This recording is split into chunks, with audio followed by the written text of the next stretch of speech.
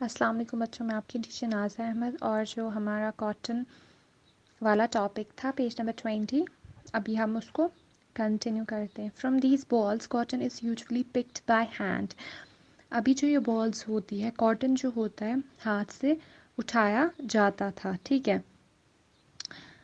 Fibres are then separated from the seeds by combing.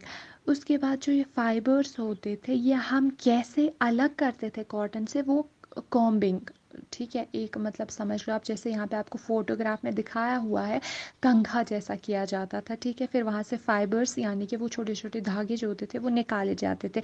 This process is called ginning of cotton. इसका हमने क्या कहा, ginning of cotton, ठीक है।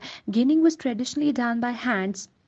Ginning जो होती थी पुराने ज़माने में वो हाथों से की जाती थी। These days machines are also used for ginning. अब आजकल के ज़माने में मशीन्स का इस्तेमाल किया जाता है, ठीक है। अब जो हमारा नेक्स्ट टॉपिक है वो जूट है।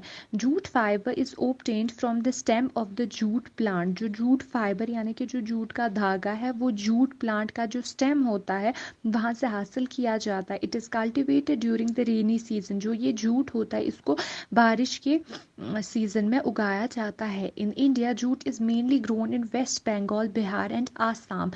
इंडिया की अगर मैं बात करूं, हिंदुस्तान की, यहाँ पे जो जूट है वो कहाँ कहाँ पे उगाया जाता है, वेस्ट बंगाल, बिहार और आसाम में। The jute plant is normally harvested when it is at flowering stage. जो जूट प्लांट है इसको किस टाइम पे हार्वेस्ट किया जाता है, यानी कि काटा जाता है जिस टाइम पे इसके फूल खिलते हैं। The stem of the harvested plants are immersed in water for 5 days। अब जो ये स्टेम होता है इसका जूट प्लांट का, इसको कुछ दिनों तक पानी के अंदर रखा जाता है। The stem rot and fibres are separated by hand. जो ये स्टेम के जो ये फाइबर्स वगैरह फिर होते हैं इनको कैसे हम अलग करते हैं, हाथ के ज़रिए। To make fabrics all these fibres are first converted into yarns. How is it done. अब फाइबर बनाने के लिए यानी कि छोटे छोटे धागे बनाने के लिए पहले इनको यार्न्स बनाए जाते हैं। यार्न्स का मतलब होता है कि पतले पतले धागे। फाइबर से पतले, ज़्यादा पतले जो धागे होते हैं ना उन्हीं को हम यार्न्स कहते हैं, ठीक है। अब ये कैसे किया जाता है। उसके बाद जो हमारा नेक्स्ट टॉपिक है, यहाँ पे आपको फोटोग्राफ पेज नंबर 20 पे एक फोटोग्राफ दी हुई है सबसे नीचे। यहाँ पे आपको दिखाया हुआ है कि यार्न जो होता है वो कितना पतला होता है, ठीक है। अब जो नेक्स्ट टॉपिक है हमारा पेज नंबर 21 पे वो है silk wool. Wool and silk are the most common fibres from animal viz, sheep and silkworm. जो वूल और सिल्क जो है वो सबसे ज़्यादा कॉमन फाइबर्स है जो हमको एनिमल से मिलते हैं। किस किस एनिमल से, जो वूल है वो हमको शीप से मिलता है और जो सिल्क है वो हमें सिल्क वर्म से मिलता है। Wool a natural fibre is obtained from the fibre और हेयर ऑफ शीप। जो वूल होता है ये एक नेचुरल फाइबर होता है और ये हमें किससे मिलता है, जो शीप के जो ऊपर से वो बाल जैसे होते हैं ना उसी से हमको वूल मिलता है। It acts as a protective covering of the sheep. ये काम करता है एज अ प्रोटेक्टिव कवरिंग, यानी कि ये शीप को बचाता है। जो शीप के ऊपर ये सफ़ेद बाल होते हैं ये शीप को बचाते हैं ठंड वगैरह इस सब से। The quality of wool depends upon the age and the health.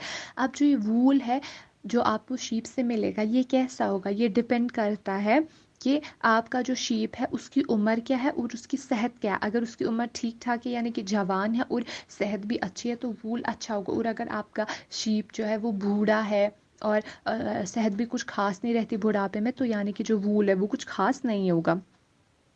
And climatic conditions of the animal, और साथ में ये इस पे भी डिपेंड होता है कि क्लाइमेट यानी कि जो मौसम था वो कैसा था। Quality of the wool depends upon the climate in which the animal lives.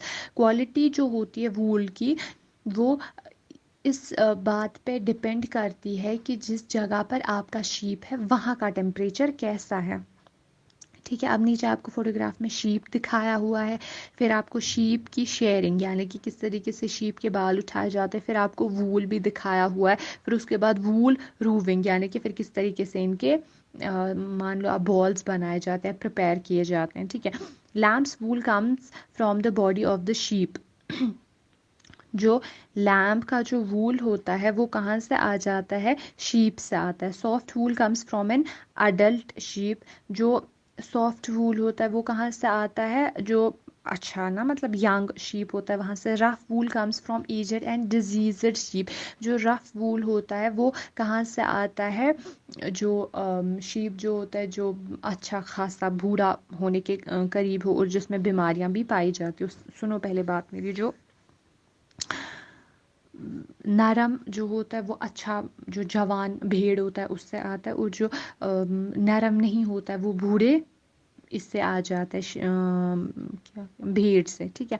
Angora comes from angora and Kashmiri goat and angora rabbit. जो अंगोरा वूल होता है ये एक वूल है जिसका नाम है अंगोरा वूल। ये जो होता है ये अंगोरा रैबिट होता है, वहाँ से हमको मिलता है। और कश्मीरी गोट्स, जो कश्मीर में वो मतलब ना जो हमारे इलाके में ये बकरियां पाई जाती है यहीं से हमको ये वूल भी मिलता है। Pashmina comes from hill goat living in cold region. और जो पश्मीना होता है ये हमें कहाँ से मिलता है, उन गोट से जो ठंडे इलाकों में पाई जाती है। Shahtoosh the costliest and softest wool comes from the Tibetan goat called antelope living in icy cold reason.